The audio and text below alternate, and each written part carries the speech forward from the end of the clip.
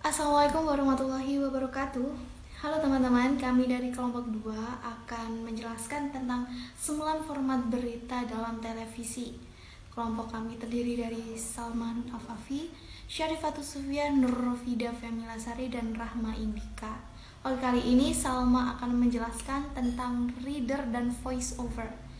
Reader sendiri adalah di mana presenter akan menjelaskan suatu berita atau seluruh berita, namun tidak diselingi dengan cuplikan video. Hal itu terjadi karena pembuatan naskah berita sangat dekat dengan deadline, sehingga sangat tidak memungkinkan untuk memadukan dengan video cuplikan.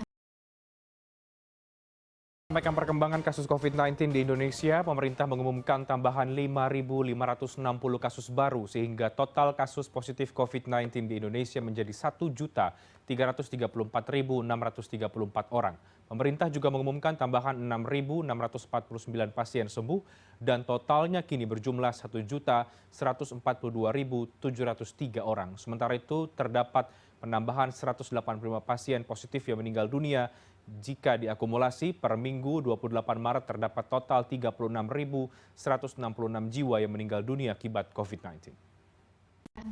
Lalu voice over sendiri yaitu presenter membacakan seluruh berita yang nantinya akan diselingi dengan cuplikan video seperti itu.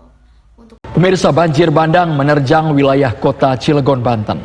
Akses jalan menuju gerbang tol Cilegon Barat terpaksa ditutup karena terendam banjir.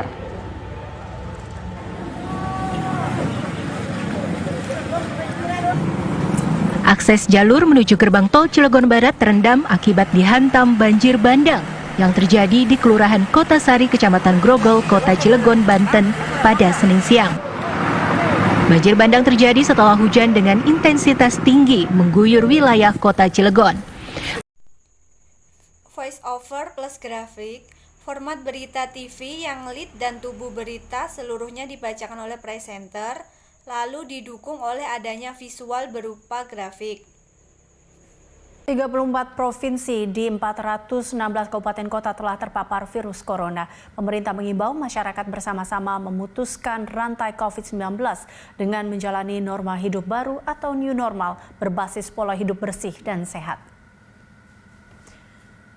Data gugus tugas menunjukkan jumlah total kasus positif corona di Indonesia pada 1 Juni telah mencapai 26.940 pasien. Ada tambahan kasus baru COVID-19 467 orang.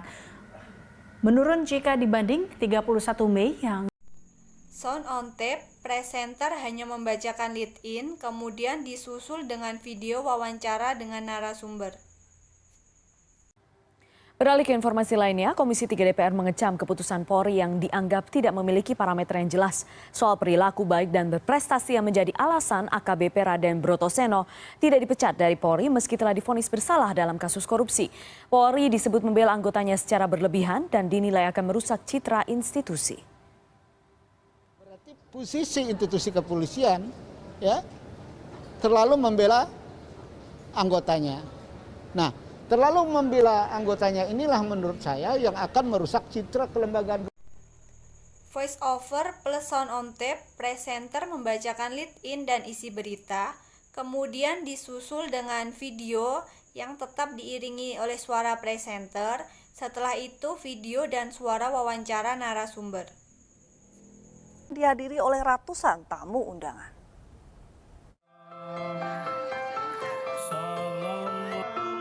Kemeriahan terlihat ketika pengantin laki-laki Romansyah berusia 71 tahun yang diantar oleh keluarga besarnya datang ke pelaminan di Desa Rancasari, Kecamatan Pamanukan, Subang, Jawa Barat. Ratusan tamu undangan pun tampak antusias menyaksikan prosesi pernikahan tersebut. Suasana hikmat terasa saat proses ijab kabul dilakukan.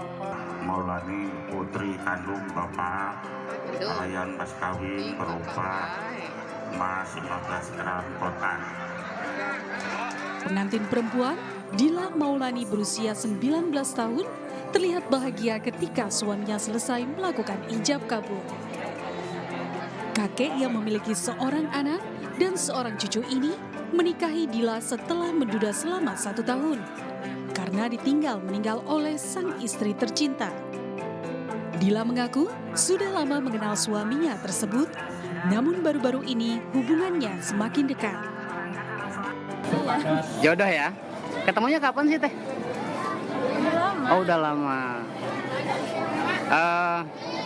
Udah berapa lama kenal dengan Bapak? Kenalnya mah udah lama. Tapi baru deket sekarang. Iya. Soalnya dia itu kelihatannya Baik. Sungguh-sungguh. Baik, di sini saya akan menjelaskan package, live on tape, live on cam, dan live by phone. Yang pertama saya akan menjelaskan package. Package adalah di mana presenter hanya membacakan lead in, tetapi narasi berita dibaca oleh dubber beserta video pendukung. Setelah itu disusul oleh video wawancara. Format ini dipilih jika semua data sudah lengkap dan gambarnya sudah dinilai cukup menarik dan dramatis. Yang selanjutnya ada live on tape. Live on tape sendiri adalah format berita yang menayangkan laporan yang direkam langsung di lokasi kejadian. Namun penyiarannya ditunda, tetapi presenter sebelumnya membacakan lead in. Yang selanjutnya ada live on cam. Live on cam sendiri, presenter akan membacakan lead in berita, kemudian menghubungi reporter untuk menyampaikan laporan secara langsung. Yang selanjutnya ada live by phone. Live by phone sendiri adalah presenter akan membacakan lead berita, setelah itu menyambungkan telepon dari studio kepada reporter. Lalu reporter melaporkan berita via telepon. Hujan lebat di kawasan Bogor akibatkan ketinggian air Sungai Ciliwung di pintu bendung Katulampa naik. Warga Jakarta yang tinggal di bantaran sungai diminta waspada akan adanya air kiriman dari Bogor.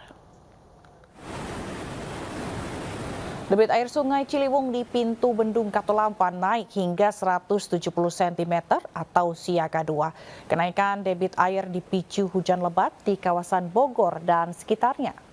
Warga Jakarta khususnya yang tinggal di bantaran sungai diminta waspada karena kiriman air sebanyak 340.000 liter per detik akan tiba beberapa jam ke depan. Debit air di pintu bendung Katulampa masih di status siaga 2 dengan kondisi hujan di kawasan hulu sungai.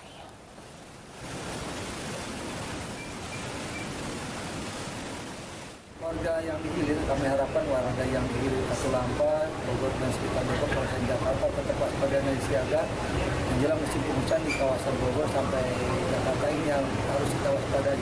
Meratanya hujan. Terima kasih Kania, baik pemirsa, sore ini suasana arus lalu lintas di Jalan Siliwangi Kabupaten Kuningan terpantau ramai lancar. Jalan ini merupakan jalan utama yang sering dilewati oleh kendaraan baik itu roda 4 maupun roda 2. Meskipun demikian, jika dibandingkan dengan hari libur, ruas jalan ini selalu dipadati oleh kendaraan umum maupun kendaraan pribadi dari arah Cijoho menuju arah Taman Kota Kuningan.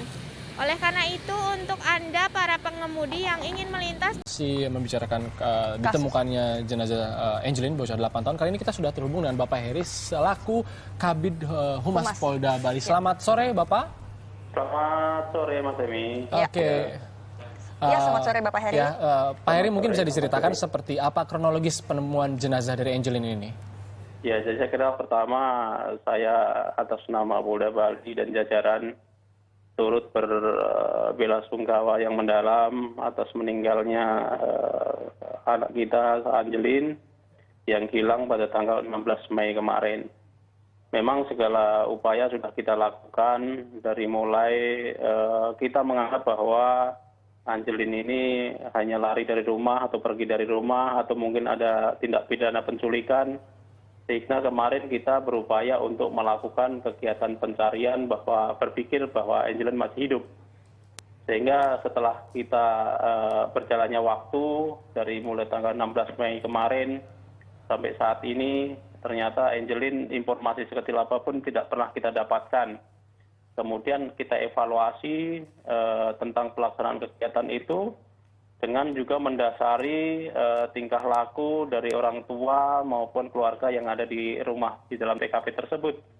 Sehingga kita evaluasi, kemudian kita mengambil keputusan untuk melakukan penelusuran kembali dari mulai awal, sehingga kita berpijak dari mulai TKP terlebih dahulu.